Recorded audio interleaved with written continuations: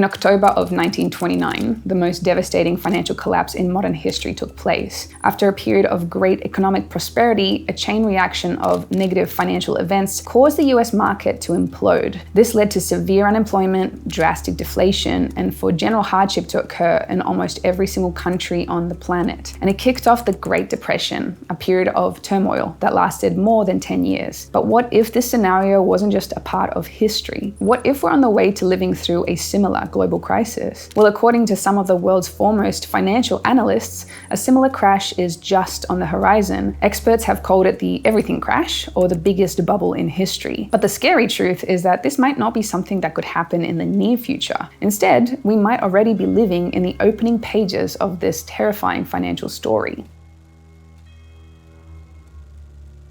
I am splitting this video up into two sections. The first section, I'll be touching on the signs that might be showing us that we are at the beginning of this financial crisis and why so many of the world's leaders believe this to also be true. I also want to illustrate how on earth we got ourselves to be in this position in the first place. The second part of the video, I want to talk about what we can do about this whole thing. Not just to survive, but to thrive, because there are a lot of people that are profiting in times of crisis like this. And so I'll be sharing some tactics you can use in order to do the same.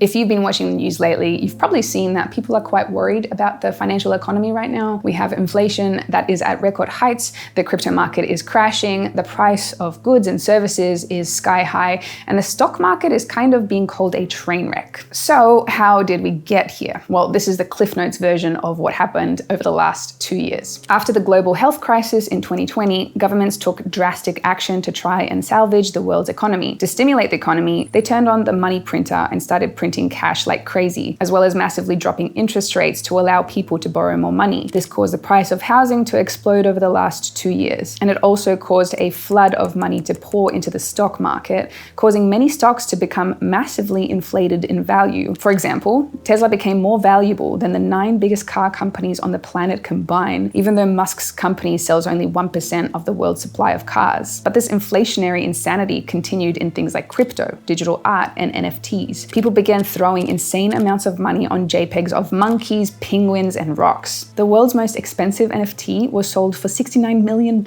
a digital image that almost anyone could right-click and save to the computer for free. And hundreds of people became millionaires by investing early in meme coins like Doge and Shiba, coins that many argue are worthless and hold no intrinsic value. In short, the prices of things that aren't even worth that much rose to astronomical values. And as the saying goes, what goes up must come down.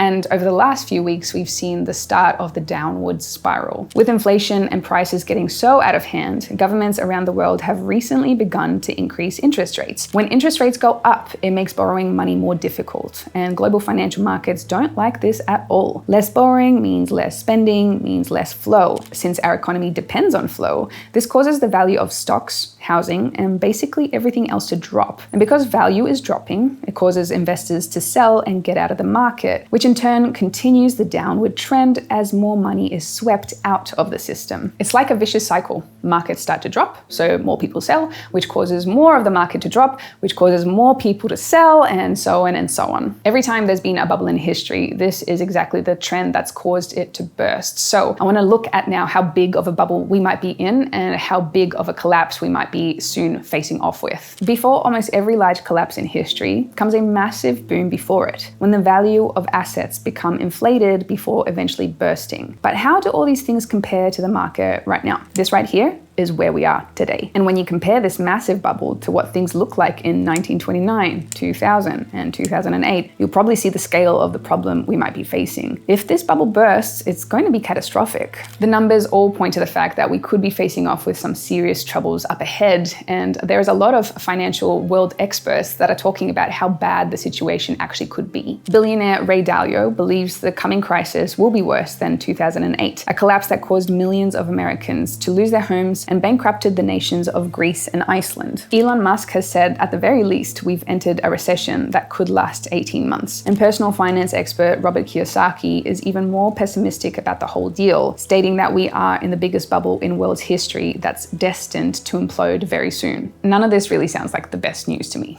But I want to know your thoughts, so let me know down in the comments. However, I also think not all of this has to be doom and gloom, and there is actually hope, because as history has shown us, there is a lot of people that make extreme levels of wealth during economic hardship. So shortly, I'll be sharing some of the principles that maybe you can also follow in. Okay, so now let's talk about the few simple things that you might want to consider for yourself to do in order to protect yourself from what is coming. And the first thing for myself is to definitely not stop investing. When markets are bad, like right now, many people become cautious of investing and so tend to sell out of their investments and pull back into cash. But according to data, this may not be the best idea. A study by JP Morgan of investment markets over the last 20 years showed a very interesting trend. Whenever markets were performing incredibly bad on a certain day, it was followed very soon by one of the best days of the year. In fact, 7 of the 10 worst days on record were followed by one of the best days on record, sometimes within 2 weeks. Meaning that people who were spooked out of the market by heavy drops often missed the biggest gains very soon after. In short, consistency is key, and also understanding that sometimes the markets might be bad, but it might not necessarily mean you need to cut your losses and run. The second strategy I want to talk about is one of my favorites, because it involves investing in something that humans have used for way longer as money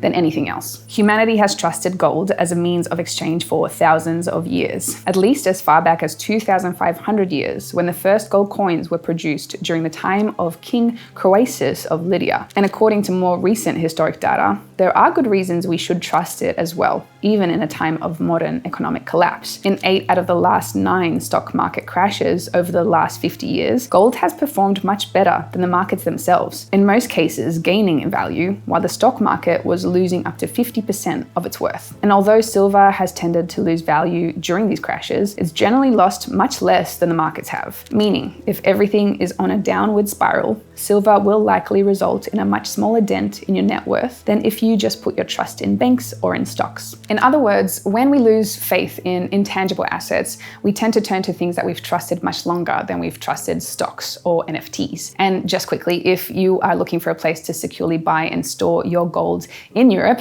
I use Gold Avenue. There's a link down below to find out more.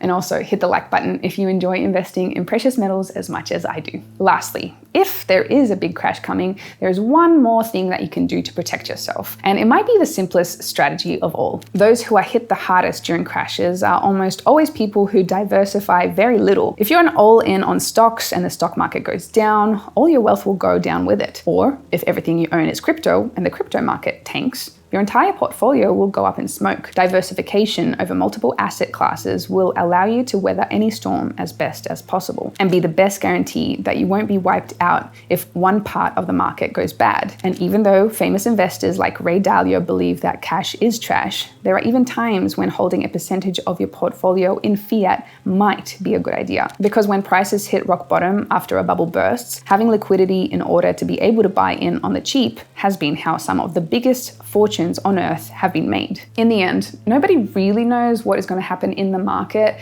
And even though the numbers are pointing to the fact that we might be in some really hard times up ahead, maybe even the worst financial crash that we've ever had in history, we need to think rationally before that happens. So what are you going to do about it? Sit in fear, feel powerless, or just think that this whole situation is desperate? Or are you going to take steps right now in order to secure yourself financially for the future? As the saying goes, the very best time to plant is 20 years ago. The second best time is right now.